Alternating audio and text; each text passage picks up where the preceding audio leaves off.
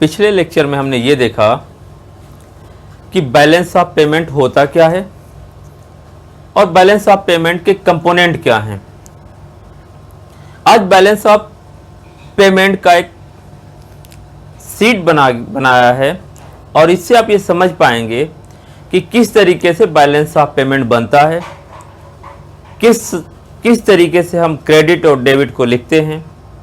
तो इसको समझने के लिए आपके सामने मैंने रखा है बैलेंस ऑफ पेमेंट का एक स्ट्रक्चर है, एक खाका है। बैलेंस ऑफ पेमेंट में मैंने बोला कि किसी भी देश का दुनिया के देशों के साथ जो कुछ भी ट्रांजैक्शन होता है, लेन देन होता है, उसका एक व्यवस्थित रिकॉर्ड है। जब मैं ये बोल रहा हूं कि all economic transaction of a country with the rest of the world, इसका यह मतलब है कि वो ट्रांजैक्शन इंडिविजुअल्स का हो, प्राइवेट कंपनी का हो या गवर्नमेंट का हो, whatever transaction take place of one country with the rest of the world, एक कंट्री का दुनिया के देशों के साथ कुछ किसी भी स्तर पर ट्रांजैक्शन होगा, उसका record he balance of payment कहलाता है। अब यहां समझने की कोशिश करेंगे हम। पिछले लेक्चर में हमने कंपोनेंट बोला था कि बैलेंस ऑफ पेमेंट के दो कंपोनेंट है, करेंट अकाउंट और कैपिटल अकाउंट, और दोनों अकाउंट को बनाने के बाद जो बैलेंस शीट होगी वो बैलेंस्ड होगी, जिसको हम बोलेंगे balance of payment is always balance, कि भुगतान संतुलन हमेशा संतुलित होता है। तो इसके बारे में एक एक करके हम डिस्कस करेंगे। हमने यहां पर एक तरफ क्रेडिट लिखा हुआ है, क्रेडिट यानी रिसिप्ट, दूसरी साइड पे लिखा है डेबिट या पेमेंट। क्रेडिट प्राप्तियां, डेबिट साइड यानी भुगतान। यानी जब पैसा हमारी कंट्री में आएगा, यानी inflow of money from the rest of the world, that will be placed in credit side. यानी जब पैसा हमारे पास और देशों से आएगा वो रिसिप्ट कहलाएगा, उसको हम क्रेडिट साइड में रखेंगे। पेमेंट अगर हमें किसी भी कंट्री को करना है, किसी भी लेवल पे करना है, eight individual level, at the company level और एट गवर्नमेंट लेवल, किसी भी लेवल पर अगर एक देश का दूसरे देश को भुगतान होगा तो उसको हम डेबिट साइड या पेमेंट साइड में रखेंगे। जो मनी फ्लो का आउटफ्लो होगा, इसका मतलब ये आप समझ जाइए कि मनी का अगर इनफ्लो होगा तो वह हम क्रेडिट साइड में रखेंगे, और मनी यानी पैसे का आउटफ्लो होगा तो उसको हम डेबिट साइड में रखेंगे। तो एक बात तो आप समझ में आ गया आपको कि क्रेडिट और डेबिट साइड में किस अमाउंट को रखेंगे। अब पहला जो कंपोनेंट है export of visible item. Export of visible item यानी दृश्य वस्तुओं का निर्यात। इससे जो पैसा आएगा क्रेडिट साइड में रखेंगे। दृश्य वस्तुओं का आयात यानी जब हम सामान मंगाएंगे टेंजिबल आइटम, उसको हम पेमेंट करना पड़ेगा। जो भी पेमेंट होगा वो डेबिट साइड में प्लेस होगा। तो जो निर्यात होगा वो क्रेडिट साइड होगा, जो आयात होगा, इंपोर्ट होगा, वो डेबिट साइड में जाएगा, क्योंकि इंपोर्ट के बदले आपको पेमेंट करना है, एक्सपोर्ट के बदले आपको इनकम रिसीव होगा। चलो क्लियर हुआ इतना आपको। मैंने कल आपसे बात की थी इसके बारे में कि एक्सपोर्ट और इंपोर्ट का जो अंतर होगा, जो डिफरेंस होगा, उसको हम बोलते हैं बैलेंस ऑफ ट्रेड। यानी इसको हम क्या कहते हैं, बैलेंस ऑफ ट्रेड। इसका मतलब हुआ कितने पैसे का हमने निर्यात किया और कितने पैसे का हमने आयात किया, इंपोर्ट किया। इन दोनों का अगर हम डिफरेंस निकाल लें तो हमें बैलेंस ऑफ ट्रेड यानी व्यापार संतुलन मालूम चलेगा। ध्यान देने वाली बात है, मैंने बोला भुगतान संतुलन पहले बोला, लेकिन यहां पर हम क्या यूज कर रहे हैं, व्यापार संतुलन, बैलेंस ऑफ पेमेंट भुगतान संतुलन होता है, बैलेंस ऑफ ट्रेड व्यापार संतुलन होता है। तो आयात और निर्यात के अमाउंट का जो डिफरेंस होगा, अंतर होगा, उसको हम व्यापार संतुलन बोलते हैं। अगर हम देखें अपने देश का, अगर हम बैलेंस शीट देखें, बैलेंस ऑफ पेमेंट देखेंगे, तो आमतौर पर बैलेंस ऑफ ट्रेड में हमारा डेफिसिट होती है। इसका मतलब यह है कि हमारा एक्सपोर्ट कम वैल्यू का है और इंपोर्ट ज्यादा वैल्यू का है। इसीलिए हमारे देश की जो बैलेंस ऑफ पेमेंट में बैलेंस ऑफ ट्रेड की वैल्यू है वो हमेशा डेफिसिट होगा, घाटे में होता है आमतौर पर। दूसरे पर आते हैं, कंपोनेंट है एक्सपोर्ट ऑफ इनविजिबल आइटम। एक बहुत कंप्रिहेंसिव अकाउंट है ये, एक्सपोर्ट ऑफ इनविजिबल आइटम, यानी अदृश्य मदों का निर्यात। इसको हम सर्विसेज बोलते हैं, एक्सपोर्ट ऑफ सर्विसेज, यानी सेवाओं का निर्यात। तो सेवाओं का निर्यात है क्या? डॉक्टर हैं, लॉयर हैं, इंजीनियर हैं, या और जो बैंकिंग सर्विसेज है, इंश्योरेंस सर्विसेज हैं, ये सर्विस अगर प्रोवाइड करते हैं किसी फॉरेन कंट्री को, और उसके बदले जो पेमेंट इनको रिसीव होगा, जो इनकम रिसीव होगा, उसको हम बोलते हैं एक्सपोर्ट ऑफ सर्विसेज। और export of services is a part of credit side. लेकिन इंपोर्ट ऑफ सर्विसेज, अगर हमने lawyer, doctor, engineer, teacher, banking, insurance, अगर ट्रांसपोर्टेशन, इनका इंपोर्ट किया, यानी बाहर के देशों की सुविधाएं, सेवाएं हमने ली, तो उसके बदले हमें पेमेंट करना पड़ेगा। उसको हम इंपोर्ट ऑफ सर्विसेज या इंपोर्ट ऑफ इनविजिबल आइटम में रखते हैं। तीसरा इसमें जो एक अमाउंट है, इसमें और क्या क्या शामिल होगा? अगर कोई फॉरेन कंट्री से हमारे देश में घूमने आता है, वो जो पैसे खर्च करेगा वो हमारा क्रेडिट साइड होगा। लेकिन अगर इंडिया से कोई फॉरेन में जाता है और वहां जो पैसे का खर्च होगा वो हमारा डेबिट साइड कहलाएगा। फॉरेन से कोई स्टूडेंट आता है पढ़ने के लिए, वो उसका एक्सपेंडिचर होगा, लेकिन हमारा वो क्रेडिट साइड में कहलाएगा। अगर हमारे देश से कोई स्टूडेंट है या कोई पेशेंट है जो मेडिकल फैसिलिटी के लिए फॉरेन जाता है, वो हमारा डेबिट साइड कहलाएगा। हमारे देश के बहुत सारे ऐसे लोग हैं जो वहां पर बॉन्ड खरीद रखे हैं, शेयर खरीद रखे हैं, तो उस बॉन्ड और शेयर पे जो इंटरेस्ट और प्रॉफिट मिलेगा वो हमारा income from foreign country and part of invisible item, तो हमारा वो एक्सपोर्ट ऑफ सर्विसेज में ही शामिल होगा। अगर यही हाल फॉरेन की कोई आदमी है, फॉरेन की कोई कंपनी है, हमारे देश में शेयर पर इन्वेस्ट किया है, बॉन्ड पर इन्वेस्ट किया है, उसके बदले में जो उसको पैसा मिलेगा वो हमारे डेबिट साइड में जाएगा, और वह भी करेंट अकाउंट का एक पार्ट है, चालू खाते का एक हिस्सा है। अभी मैं जितनी भी जिक्र कर रहा हूं ये सिर्फ करेंट अकाउंट के बारे में मैंने बात किया, यानी export and import of invisible items, then export and import of invisible item, then transfer income. एक पक्षीय हस्तांतरण है ये सब, क्या है? Unilateral transfer. इसके अलावा हमने गिफ्ट दिया, हमारे देश से दूसरे देश में गिफ्ट के अमाउंट जाता है, ऐड का अमाउंट जाता है। तो ये अमाउंट अगर हमारे देश से दूसरे देश में जाएगा डेबिट साइड होगा, और वही सेम चीज अगर बाहर के देशों से हमारे देश में पैसा आ रहा है, वो गिफ्ट के तौर पर आ रहा है, या रिमिटेंस के तौर पर आ रहा है, या फिर वह फाइनेंशियल एड के तौर पर आ रहा है, हेल्प के तौर पर आ रहा है, तो वो हमारा क्रेडिट साइड में होगा, जिसको हम बोलते हैं यूनिलेटरल ट्रांसफर। इसको हमने यहां पर लिखा यूनिलेटरल इनकम रिसीव्ड, यानी एक पक्षीय आय की प्राप्तियां, यूनिलेटरल पेमेंट एक पक्षीय भुगतान।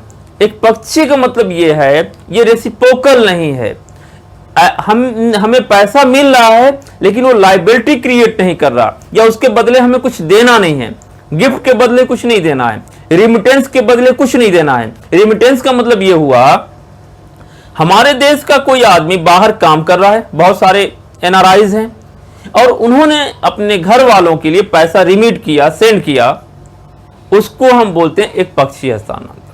उसी तरह से अगर हमारे देश में कोई फॉरेनर है और अपने देश के लिए पैसा रिमिट कर रहा है, भेज रहा है, तो वह यूनिलैटरल पेमेंट होगा, यानी हमारे देश से पैसा बाहर जाएगा, इसलिए उसको हम डेबिट साइड में रखेंगे।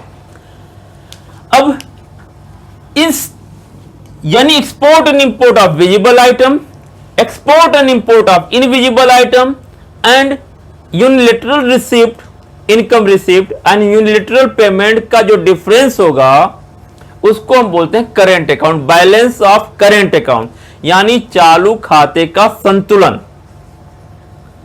चालू खाते का संतुलन यानी इन तीनों आइटम का क्रेडिट साइड और इन तीनों आइटम की डेबिट साइड को हम देखेंगे। अगर हमारी क्रेडिट साइड मान लेते हैं कि 80 है और डेबिट साइड में 100 है, तो इसका यह मतलब हुआ कि बैलेंस ऑफ पेमेंट के करेंट अकाउंट में घाटा है। घाटा क्या है, इसको बोलेंगे डेफिसिट इन करेंट अकाउंट, चालू खाते का घाटा। ये चालू खाते का घाटे से क्या मतलब है? इसका मतलब है कि export of visible item, export of invisible item, unilateral income receipt से जो पैसा मिल रहा है, और जो import of visible item, import of invisible item और यूनिलैटरल पेमेंट का जो पैसा है, जो अमाउंट है, ये ज्यादा है। जब इसकी वैल्यू ज्यादा होगी और इसकी वैल्यू कम होगी तो डेफिसिट कहलाएगा, और इस तीनों अकाउंट को मिला के हम बोलते हैं करेंट अकाउंट। तो इसीलिए इसको हम बोलते हैं डेफिसिट इन करेंट अकाउंट, यानी चालू खाते का घाटा। अब चालू खाते का घाटा है तो उसको एकोमोडेट करेंगे, उसको बैलेंस करते हैं हम कैपिटल अकाउंट से, क्योंकि हमने ये पढ़ा है कि जो बैलेंस शीट है वो हमेशा बैलेंस्ड होगी। बैलेंस इसलिए होगी क्योंकि यह double entry book keeping system पर आधारित है, यानी balance of payment is totally based on the double entry book keeping system, जिसके दो साइड्स होंगे, क्रेडिट साइड और डेबिट साइड, और हमेशा ये अल्टीमेटली बैलेंस होंगे अकाउंटिंग सेंस में। तो इसका मतलब अगर करंट अकाउंट में डेफिसिट है तो इसको एकोमोडेट करके बैलेंस शीट में कैपिटल अकाउंट से उसको बैलेंस किया जाएगा। बाद में हम पढ़ेंगे autonomous item and accommodating item, अगले लेक्चर में इसके बारे में डिटेल में बात करेंगे। तो जब बैलेंस शीट में करंट अकाउंट में डेफिसिट है तो फिर कैपिटल अकाउंट में आते हैं, आगे चलते हैं। कैपिटल अकाउंट के जो कंपोनेंट की, जिसको पिछले लेक्चर में हमने डिस्कस किया है, अगर आपने नहीं देखा है वीडियो तो जरूर देखें। पहला है external financial receipt. External financial receipt का मतलब यह होता है कि यह भी एक तरह की बारोइंग है, but at the subsidised rate. अगर हमें विदेशों से कम रेट ऑफ इंटरेस्ट पर, कम ब्याज पर अगर हमें उधार मिल रहा है, तो जब इनकम, मैंने बोला when income comes its place in credit side, जब भी हमारे देश में पैसा बाहर से आएगा वह क्रेडिट साइड में जाएगा। पूंजीगत खाते देश की परिसंपत्ति और देयताओं में परिवर्तन लाती हैं, यानी capital account affects the liability and assets of the government. सरकार की परिसंपत्ति और लायबिलिटी को जो अफेक्ट करता है उन सभी को हम कैपिटल अकाउंट में रखते हैं।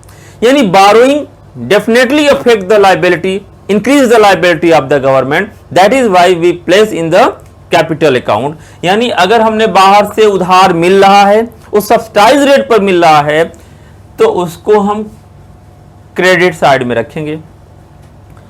Financial assistance to the foreign country, अगर हमारे देश के द्वारा अन्य देशों को फाइनेंशियल असिस्टेंस दिया गया, यानी कम ब्याज पर उनकी आर्थिक मदद की गई, ऋण दिया गया, वह हमारा डेबिट साइड कहलाएगा। क्योंकि हमारी एसेट्स को इंक्रीज करेगा। कमर्शियल बारोइंग फ्रॉम अब्रॉड, विदेशों से जो हम ऋण प्राप्त करते हैं, commercial burrowing from abroad, that commercial burrowing increase the liability, but at that time income receive, यानी विदेशों से जो हमारा ऋण होगा, जो ऋण की प्राप्ति होगी, वह हमारा पैसा हमारे पास विदेशों से आएगा, वह क्रेडिट साइड कहलाएगा, यद्यपि वह हमारी लायबिलिटी को इंक्रीज करेगा। लेकिन अगर हमने उस बारोइंग को रीपे कर दिया, पैसा हमारे देश से आउटफ्लो होगा, लेकिन हमारी लायबिलिटी को कम करेगा। जब पैसे का हमने इस बारोइंग को रीपे कर दिया, वह हमारा डेबिट साइड में जाएगा। या फिर हमने कमर्शियल बारोइंग किसी और को दी, वो भी हमारा डेबिट साइड होगा, क्योंकि पैसा हमारे यहां से जाएगा, आउटफ्लो होगा। इसके अलावा international monetary fund, world bank, Asian development bank या बहुत सारी ऐसे इंटरनेशनल इंस्टीट्यूशंस हैं जिससे हम बारोइंग रिसीव करते हैं, क्रेडिट साइड में रखेंगे।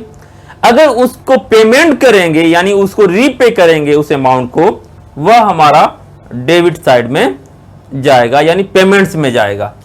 उसके अलावा फाइनेंशियल इन्वेस्टमेंट होती है, यानी इन्वेस्टमेंट दो तरह की होती है, एक होती फॉरेन डायरेक्ट इन्वेस्टमेंट, एक होता है पोर्टफोलियो इन्वेस्टमेंट। इन दोनों इन्वेस्टमेंट में अगर बाहर से पैसा इन्वेस्ट हुआ हमारे कंट्री में, इसका मतलब when ever a foreigner company और individual investing their money in India, that means inflow of money. जब कोई विदेशी हमारे देश में, चाहे वो प्रत्यक्ष विदेशी निवेश के तौर पर निवेश करे या पोर्टफोलियो के तौर पर निवेश करे, लेकिन अगर हमारे देश में पैसा निवेश करेगा, हमारे देश में पैसे का इनफ्लो होगा, बाहर से पैसा आएगा, क्रेडिट साइड में उसको प्लेस करेंगे। वो एफडीआई भी हो सकती है, पोर्टफोलियो इन्वेस्टमेंट होगी, लेकिन वो पैसा हमारे देश में बाहर से आएगा। लेकिन सेम अगर financial investment made by Indian in abroad, अगर भारत के लोगों के द्वारा विदेशों में अगर निवेश किया जा रहा है, चाहे वो एफडीआई के तौर पर किया जाए, चाहे वो पोर्टफोलियो इन्वेस्टमेंट के तौर पर किया जाए, उस इन्वेस्टमेंट को हम डेबिट साइड में रखेंगे। अब इसका जो बैलेंस होगा, उसके बाद एरर एंड ओमिशन, अगर कोई एंट्री छूट जाती है, बैलेंस शीट में कोई ऐसा अकाउंट रह जाता जिसकी वजह से ये बैलेंस शीट बैलेंस नहीं होता, तो उसको हम यहां पर एरर एंड ओमिशन, भूल चूक में रखते हैं, जैसा कि आपने अकाउंट्स में पढ़ा है। अल्टीमेटली जो बैलेंस शीट होगी लास्ट में, वो हमेशा बराबर होगी, यानी credit side always equal to debit side, जो कि अकाउंटिंग सेंस में है। यानी अगर कैपिटल अकाउंट में, करंट अकाउंट में अगर कोई डेफिसिट है या सरप्लस है, उसको एकोमोडेट करके कैपिटल अकाउंट से इस बैलेंस शीट को बैलेंस किया जाएगा। तो इसीलिए अकाउंटिंग सेंस में हमेशा बैलेंस शीट बैलेंस्ड होता है। लेकिन बैलेंस करने के लिए हमने उधार का भी उपयोग करते हैं, या फिर हम फॉरेन, जो हमारे पास फॉरेन रिजर्व है, उसका भी प्रयोग करते हैं। अगर हमारा बैलेंस शीट डेफिसिट में है, तो हमारी बारोइंग बढ़ेगी या फिर फॉरेन एक्सचेंज रिजर्व कम हो जाएगा, क्योंकि हम उससे एकोमोडेट करेंगे। अगर हमारा बैलेंस शीट में सरप्लस है, तो बैलेंस शीट तो बैलेंस रहेगा।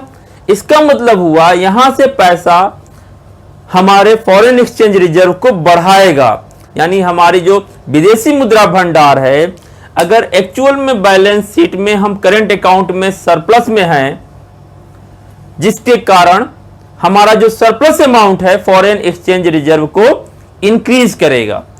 इसका मतलब यह हुआ कि हमारे बैलेंस शीट के बैलेंस को करने के लिए फॉरेन एक्सचेंज रिजर्व यानी विदेशी मुद्रा भंडार का हम प्रयोग करेंगे।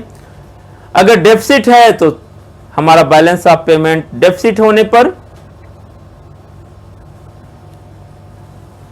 तो यहां हमने देखा कि बैलेंस ऑफ पेमेंट बैलेंस होगा, और बैलेंस करने के लिए हम फॉरेन एक्सचेंज रिजर्व का उपयोग करेंगे, हम बारोइंग का प्रयोग करेंगे, लेकिन हमेशा हमारा जो बैलेंस शीट होगा वो बैलेंस होगा।